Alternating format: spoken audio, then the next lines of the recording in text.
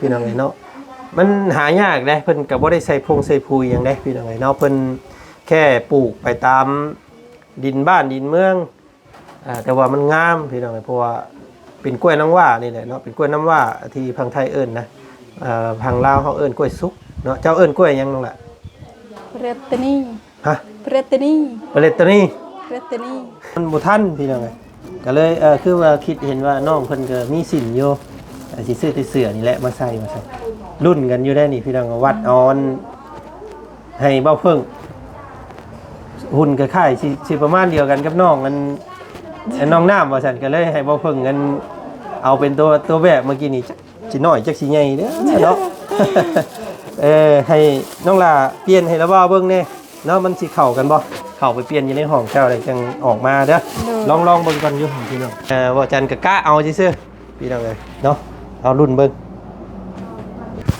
เนาะแล้วแต่บ่เนาะน้องน้ำเพิ่นพี่น้องเอ้ยเนาะเป็นจังใดพอดีอยู่บ่เนาะออกมาแล้วย่างมาเลยบัดนี้พอดีบ่ป๊าดโตพี่น้องเอ้ยเนาะซื้อใส่34ถือว่าพอดีเป๊ะเลยพี่น้องเอ้ยเนาะครับเบียงดีๆเบิ่งโยให้อันป้าลุงเพิ่นเบิ่งก่อนดูเนาะปึ๊บเจ้าเคยเบียงไปทางใดทางทางนี้บ่ดูนี่โอ้ยเนาะบ่อยากคิดตอนที่เพิ่นเข้าพระควันกับอันครูเด้นี่พี่น้องเอ้ยเนาะพี่น้องเอ้ยเข้ากันอยู่บ่เนาะถ้าผู้ใดว่าน้องเพิ่นเข้าเหมาะกับสุดนี่คอมเมนต์มาบอกเด้อพี่น้องเด้อเนาะมื้ออื่นเด้อกันขี้ลายสิเปลี่ยนไหมเนาะกันขี้ลายบอกเด้อมื้ออื่นสิเปลี่ยนไหมสิใส่เสื้อสีชมพู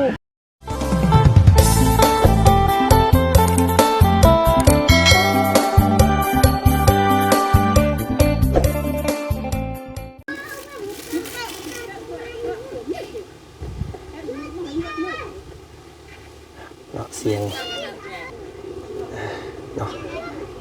พี่ทำไงเนาะก่อนอื่นต้องขอขอบใจขอบคุณขอบคุณเนาะทาง FC ผู้ใหญ่ใจดีทุกท่านที่ให้เกียรติติดตามนะครับชมเนาะคลิปของน้องน้ำพี่ทำไงเนาะจนฮอดมือนี้เนาะเป็นเนาะมีการช่วยเหลือแล้วก็กดไลค์กดแชร์ให้ทางทีมงานของพวกเรามัดสุขุสุคนพี่น้องเลยเนาะล่าสุดมื้อนี้ก็กำลังอุ่นกันเตรียมงานเตรียมห่อข้าวต้มข้าวปาดพี่น้องเลยเนาะยังบ่ฮอดมือฮอดวันเนาะยังอีกแค่มื้อเดียวพี่น้องเลยเนาะอีกมื้ออื่นตื่นขึ้นมาเฮาก็สิมีงานขึ้นเฮือนใหม่เด้อพี่น้องเลยเนาะมาเบิ่งมาชมน้ำกันสิเป็นได้ใดเฮือนซันหลังนี้เนาะเมื่อขึ้นแขกคนสิหลายบ่ตอนนี้ก็บ่ได้ไปทางใดพี่น้องไงเนาะพากันรอรับเต้นรอรับเต้นรับเต้นอยู่ว่าซั่นซะพี่น้องไงเนาะเพราะว่าทางลุงเฮิมเพิ่นกำลังสั่งมา2สุดพี่น้องไงเนาะสิมากลางมาอย่างน้ำกันนี่แหละคาดว่าสิฮอดตอนช่วงค่ำๆพี่น้องไงเนาะอากาศก็โดยรวมมื้อนี้พี่น้องไงเนาะก็ถือว่า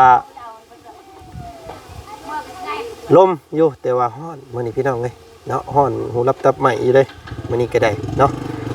โธ่เนาะพ่อแม่เพิ่นบ่เห็นมื้อนี้พี่น้องสิแม่นไปหาเว้าขู่เว้าคนเนาะเห็นแต่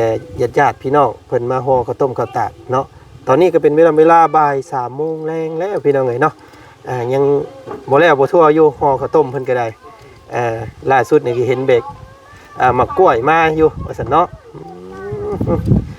เห็นแต่เพิ่นเฮ็ดอยู่เฮ็ดกินแต่ว่าคือบ่เห็นย่อเข่าเพิ่นจักเทื่อเนาะ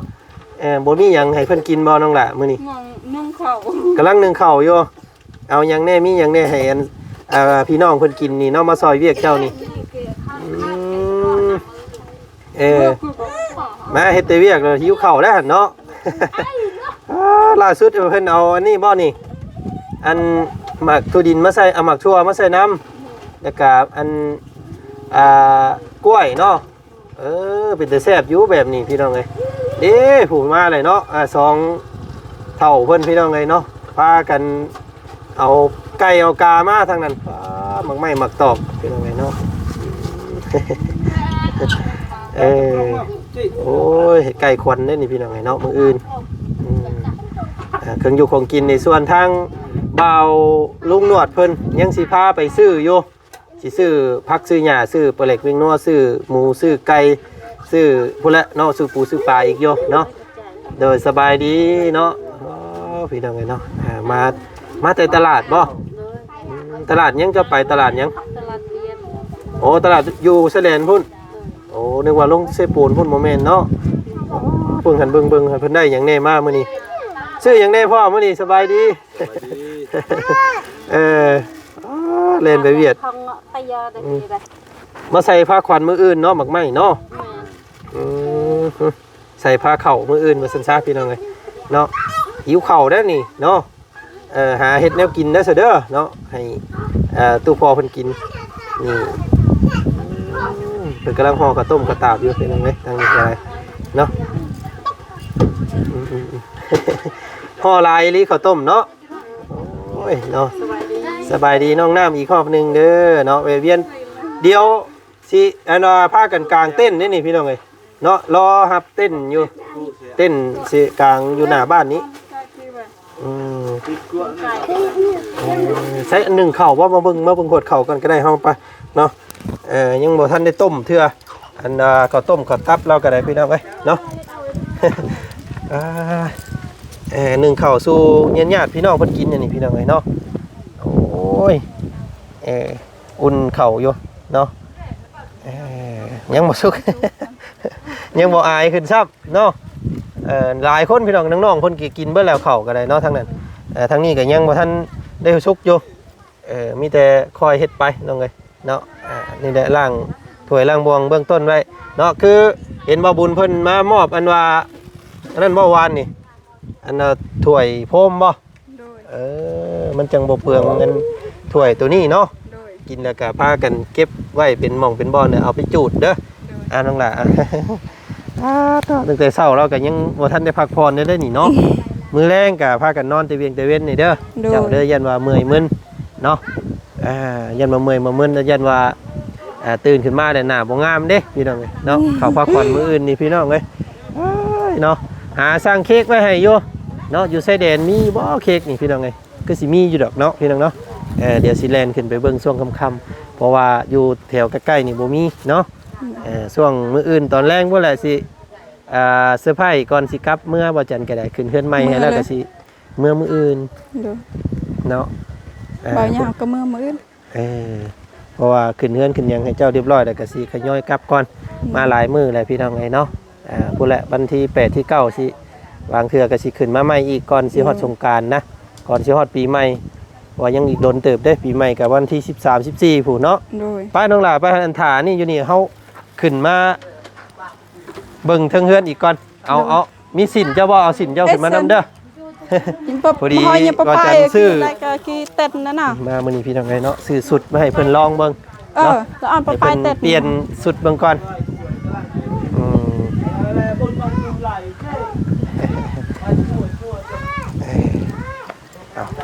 ดักสดพี่น้องเอ้ยเนาะเนาะเป็นโศกเป็นบุญวาสนาของน้องเพิ่นเนาะที่ว่ามีมื้อนี้ได้ก็ได้พี่น้องเอ้ยเนาะไฟนี่เพิ่นว่ามื้อใดน้องล่ะเพิ่นสิมายังบ่ฮู้ยังบ่ได้นั่นซ้ำเนาะโดนอีดีไปจักมันถ่ากงเตอมันเด้เนาะลำพังเพิ่นละน้องล่ะไปนั่งอยู่เฮียงอันนั้นก่อนนั่งปินหน้ามาพี่ก็ได้นั่งเฮียงบีกล้วยเครือใหญ่นี่พี่น้องเอ้ยเนาะไปกระสะออนพี่น้องเอ้ยกล้วยนี่เนาะท่วมหัวคนพี่น้องเอ้ยเนาะมันหายากเด้เพิ่นก็บ่ได้ใส่พงใส่พุยหยังเด้พี่น้องเอ้ยเนาะเพิ่นแค่ปลูกไปตามดินบ้านดินเมืองแต่ว่ามันงามพี่น้องเอ้ยเพราะว่าเป็นกล้วยน้ำว้านี่แหละเนาะเป็นกล้วยน้ำว้าที่พังไทยเอิ้นนะพังลาวเฮาเอิ้นกล้วยสุกเนาะเจ้าเอิ้นกล้วยหยังนั่นล่ะเปรตนีฮะเปรตนีเปรตนีเปรตนีเนาะ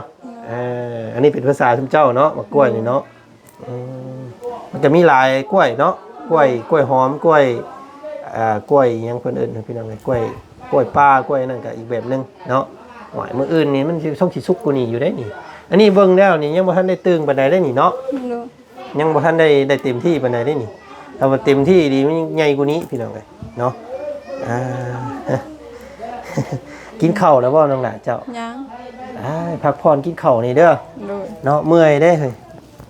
เพื่อสิแล้วเวียกแล้วงานอีกเด้เนาะ โดย มื้ออื่นก็เบิดมื้ออีกเด้นี่พี่น้องเอ้ยแล้วก็มื้อต่อมานี่ก็เบิดมื้ออีก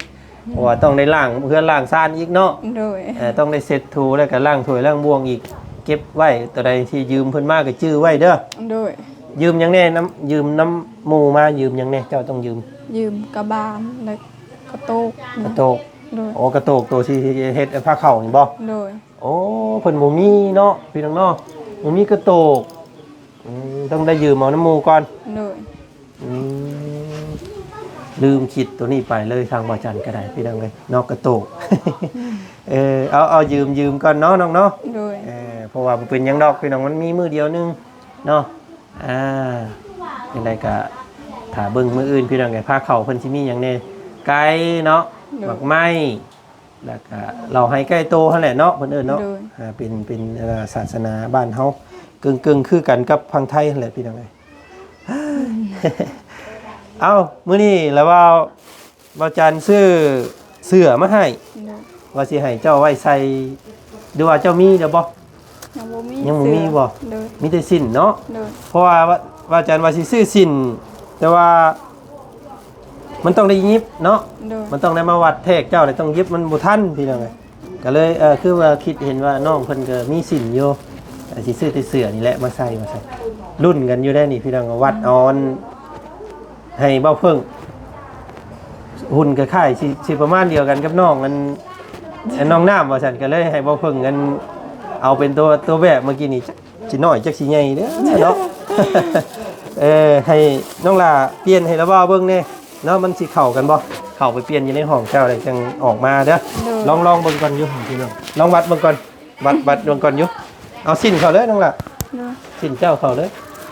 นุ่งออกมาแบบ ใส่กับเสื้อนี่ใส่กับสินค่อยบ่ โดยแม่นแหละเอาเข้าไปเปลี่ยนแล้วออกมาเด้อ โดย พี่น้องเอ้ยเนาะกะซื้อเสื้อมาเปลี่ยนให้น้องเพิ่นมื้อนี้เนาะกะเตรียมขึ้นเรือนเงินเหลือจากทางว่าจันซื้อที่รับที่นอนนั่นแหละพี่น้องไอ้นอกกะที่ว่าซื้อเสื้อตัดมาให้น้องเพิ่นเนาะเสื้อตัดเสื้อไหมเสื้อนี่แหละเนาะเสื้อแพรผ้าตามท้องตลาด พี่น้องเอ้ยเนาะฮ้อนเดี๋ยวฮ้อนเดี๋ยวหนาวอยู่มันโดดอากาศเปลี่ยนแปลงเนาะเสียงกะสีแหบๆนิดนึงแล้วก็แบบสีแบบเจ็บหัวได้พี่น้องเอ้ยเพราะว่ามันต้องกินน้ำให้หลายได้พี่น้องเด้อเนาะรักษาสุขภาพเนาะรอสักครู่พี่น้องไอ้น้องเพิ่นเปลี่ยนเสื้อผ้าหน้าแพรได้ให้เพิ่นนุ่งออกมาก่อนมันสิพอดีน้องเพิ่นบ่หรือว่าสิใหญ่สิน้อยเนาะว่าจันก็กะเอาซื่อๆพี่น้องเอ้ยเนาะเอารุ่นเบิ่งเนาะแล้วจังบ่เนาะน้องน้ำเพิ่นพี่น้องเอ้ยเนาะเป็นจังใดพอดีอยู่บ่เนาะออกมาแล้วย่างมาเลยบัดนี้พอดีบ่ป๊าดโตพี่น้องเอ้ยเนาะอันยืนก่อนน้องยืนก่อนยืนให้พี่ให้น้องเพิ่นเบิ่งก่อนเนาะก็เข้ากันอยู่เด้นี่เนาะพี่น้องเอ้ยเนาะเป็นสีขาวแล้วก็มีคอเสื้อแบบตัดกันเข้ากันอยู่กับสินเจ้าเนาะ โดย มีจักพื้นก็สินเจ้าน้องละ มีแต่พื้นเดียวนะ มีแต่พื้นเดียวนี่ โดย พื้นนี้บ่เจ้านุ่งไปวัดมื้อน่ะ บ่สีแดง อันนั้นเป็นสีบังคุดนั่นอันนั้นเนาะ โดย โอ้เป็นจังไดพี่น้องเป็นจังไดเนาะเปลี่ยนเป็นคนละคนเลยบาดนี้พี่น้องเอ้ยเนาะจำน้องเพิ่นจะบ่ได้มีแต่บีผมเก้าผมมืออื่นเด้อเนาะ โดย ใส่สติ๊กนั่นทาน้ำแป้งในนิดนึงนี่ห้อยพี่น้องเอ้ยเนาะว้าเด้อนี่เจ้าเด้อพี่น้องเอ้ยใช้อันแพได้ซะ บ่ เอา มี แพเวียงเด้มีแพนำได้เราเบาซื้อมากินนี่ พอดีเลยพี่น้องเอ้ยเนาะปานนั่นนะเอาน้องเพิ่นไปอันว่าปานเอาน้องเพิ่นไปซบเอาเองเลยเนาะถือว่า34เสื้อเจ้าเวลาซื้อรอบหน้านี่34เด้อ โดย อันนี้ว่าจันซื้อใช่34ถือว่าผู้ดีเป๊ะเลยพี่น้องเอ้ยเนาะครับ แพ้มื้อนี้เอาเบียงเบิ่งโยแพ้มันเข้ากันอยู่บ่เบียงบ่ายนี่เนาะนี่พี่น้องโอ้ยเนาะเป็นสาว โอ้เอานั่งลงเหมือนพี่น้องเลยเนาะโอ้งามทั้งหลายเนาะเบียงดีๆเบิ่งโยให้อันป้าลุงเพิ่นเบิ่งก่อน โดย เนาะปึ๊บเจ้าเคยเบียงไปทางใดข้าง ทาง ส่วน นี้ ใดทางนี้บ่ โดย นี่โอ้ยเนาะบ่อยากคิดตอนที่เพิ่นเข้าพระควันกับอันครูเด้นี่พี่น้องเอ้ยเนาะอันเฮ็ดอันนั้นเดียวก็ได้น้องล่ะ โดย เอาลงมาข้างเดียวก็ได้เอาลงมาสิใช่ข้างเดียวใช่ไหมเนาะลองเบิ่งแต่ว่ามันสียาวเนาะเขาเฮ็ดแบบเดียวสิเนาะต้องพาดแบบนี้แม่นบ่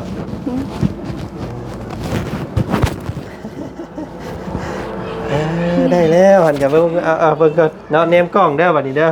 เนาะ1 2ยิ้มหน่อยก็เฮ้ย1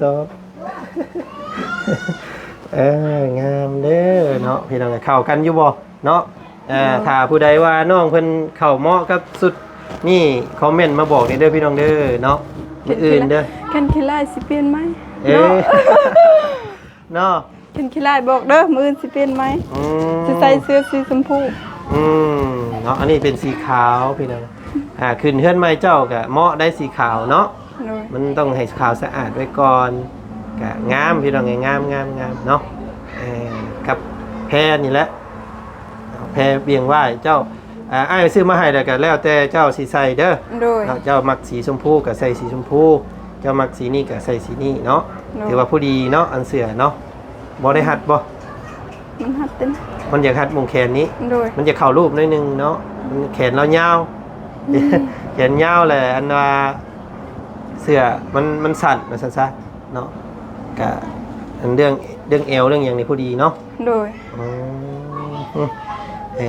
งามมักอยู่บ่บ่มีกระจกเบิ่งเนาะ โดย บ่มีฮู้เบิ่งตัวเองซ้ำเลยบ่ฮู้ว่างามบ่ขี้ได้นี่พี่น้องมีแต่ให้อัน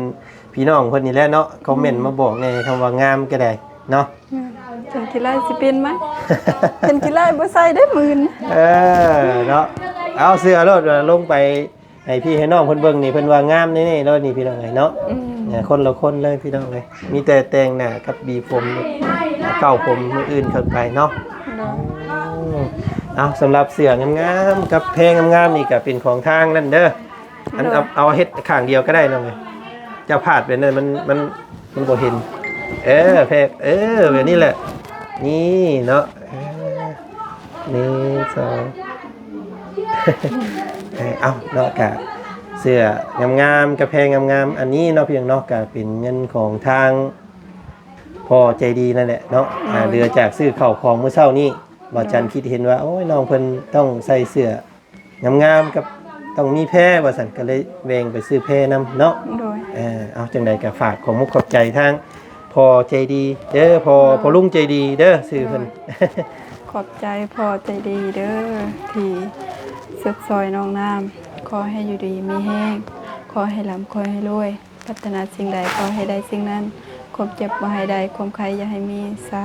ธุและขอบใจทางบ่าวจันทร์นำเด้อขอให้อยู่ดีมีแห้งขอให้ร่ำขอให้รวยพัฒนาสิ่งใดขอให้ได้สิ่งนั้นความเจ็บบ่ให้ได้ความใครอย่าให้มีสาธุ น้อยเนาะขอบใจเด้อน้องเด้อเนาะยินดีและดีใจที่เห็นเจ้าได้ข่าวของเนาะเพียงเนาะครั้งหนึ่งในชีวิตเนาะน้องเนาะ โดย บ่เคยได้รับการช่วยเหลืออีหยังแบบที่เทื่อแต่ก่อนก็น้องเพิ่นก็อยู่ในป่าในดอยพี่น้องก็อยู่ในบ้านเนาะบ่ค่อยได้เข้าสังคมภายนอกเนาะส่วนหลายน้องเพิ่นก็ทำดินก็ย่างไกลเลยก็ในบ้านนี่แหละเนาะ โดย บ่ได้ไปทางอื่นทางไกลเลยพี่น้องเลยเนาะเพราะว่า1มายานพาหนะบ่มี2มากก็จักสิไปดินน้ำไผนะเนาะ โดย มัน ก็เลยเป็นคนที่แบบว่าบ่ค่อยเข้าสังคมทั้งอื่นปานใดว่าซั่นซะพี่น้องเลยเนาะก็โอ้ยอ๋อเด้ออ๋อลึอันนี้พี่น้องเลยเนาะ ได้บ่งาม งามเสียเลิศเนาะลงให้เพิ่นเบิ่งทั้งรุมก็มีแต่ว่างามนั่นแหละนี่ โอ้ยบ่โลกนะอายเขา ก็ มีควา เว้ ม นไปใส่เสื้อให้เขาอายเขาเข็นเข็นดองใครแน่เข็นเวียกใครแน่ มื้ออื่นจังใส่เนาะ โดย มื้ออื่นจังใส่มื้ออื่นจัง บ่ ใส่ ได้เวียกไปลงอยู่เขาไปเฮ็ดข้าวต้ม จังอายเขาเลย หุ่นน้องเพิ่นก็อันดีได้พี่น้องไงเนาะมันเข้ากันรถกับเสื้อแบบนี้เนาะเอามีแต่แก้ไว้เด้อสัปดาห์นี้เด้อหากินข้าวกินน้ำเด้อเนาะไปพี่น้องเอ้ยเอาไปอันถอดไว้ก่อนเนาะงามแล้วน้องหน่ายเนาะมีความมั่นใจในตัวเองแน่เนาะพี่น้องเนาะน้องเพิ่นบ่มีความมั่นใจในตัวเองมีแต่ว่าตัวเองขี้ร้ายตลอดพี่น้องเอ้ยเนาะเอ้ยดีทางนี้ก็นึ่งข้าวเพิ่มอีกแล้ว นึ่งข้าวเพิ่มเขานึ่งน้อยเดียว มันบ่พอหมู่เด้เนาะ1โดด1โดดข้าวกับขาวงามอยู่พี่น้องเอ้ยระวังแต่มันลมอันว่าคุมนี่แหละนี่พี่น้องเอ้ยย่างบุบลงเลยเนาะเนาะพี่น้องเนาะเนาะก็โอเคพี่น้องเอ้ยเนาะทางมื้อนี้กับทางบ่จันมามอบความสวยความงามให้น้องเพิ่นเพิ่มเติมเนาะเป็น